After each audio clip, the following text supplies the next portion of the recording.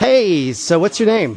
Anthony Consolino. Hey, so Anthony, you're here in Nashville area. What'd you do tonight?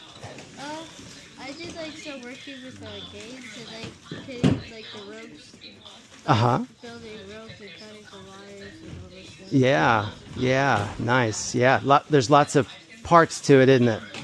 Yeah. Yeah, yeah. Why do you think something like this is important? This is to help a lot of people like to communicate with other things and like see kind of Yeah, like